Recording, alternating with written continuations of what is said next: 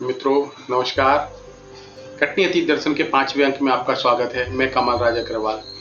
और अभी तक आपने जिस तरह से इसमें रुचि दिखाई है, हमें बहुत ही उत्साहजनक परिणाम मिलते जा रहे हैं। आपकी अलग अलग भावनाओं से हम परिचित हो रहे हैं।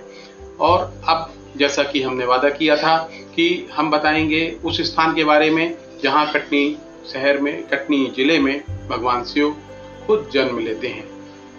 जलहरी घाट धाम कटनी जिले का बहुत ही प्रसिद्ध स्थान है, जो कि बहोरी वन से 8 किलोमीटर दूर है।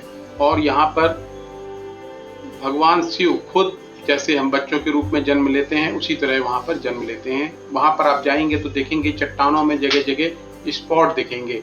इन स्पॉट को देखकर आप समझ जाइए कि यहाँ से नए शिवलिंग का निर्माण होने वाला है।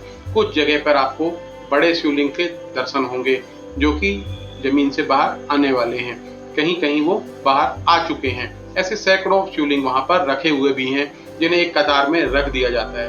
वह कतार से धीरे धीरे धीरे धीरे खिसकते हुए बगल में बहने वाली नदी में भी गिरते रहते हैं और वहां विसर्जित हो जाते हैं। जहां वो विसर्जित होते हैं उस जगह पर एक पेड़ लगा हुआ है, जिसमें कि रुद्राक्ष के आकार के फूल होते हैं। वो उन शिवलिंग पर लगातार गिर जाते हैं। यह नज़ारा बहुत समय में तो नहीं, लेकिन ठंड में हर कोई यहाँ पर देख सकता है।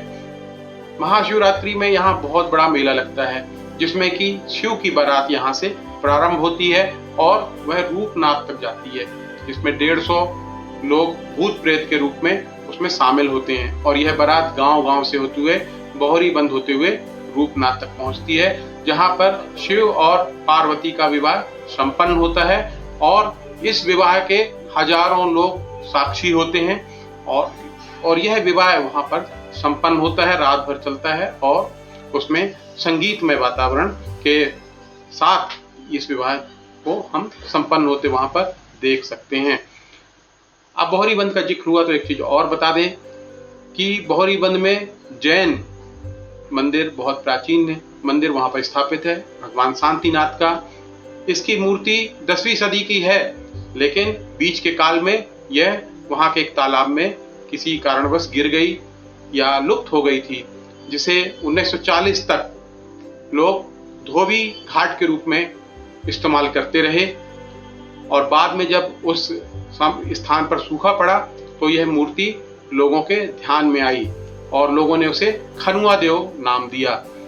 लोग उसको खनुआ देव इसलिए कहते थे क्योंकि यह गया कर्ण के बड़े बेटे का नाम खनुआ देव था और वो समझते थे कि गया कर्ण के बड़े बेटे की यह मूर्ति है। 10 सालों तक लोगों ने खनुआ देव के रूप में उसकी पूजा आराधना की, लेकिन जैन धर्म के लोगों ने जब उसे शांतिनाथ के नाम से उस मूर्ति को पहचाना तो बाद में वह उन्हें सौंप दी गई और वहां बहुत बड़ा मंदिर बना हुआ है। 13 फुट की यह मूर्ति बहुत ही दर्शनीय मूर्ति है।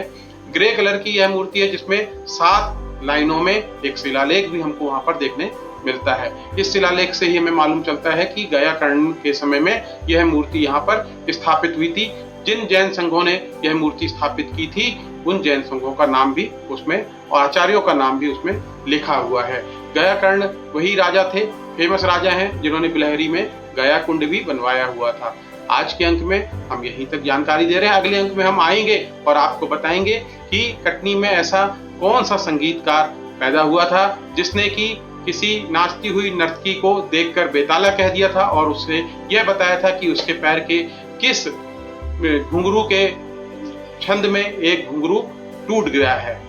ऐसी ही विशेष जानकारी लेकर हम हाजिर होंगे अगले अंक में। धन्यवाद। हमें आज्ञा दीजिए।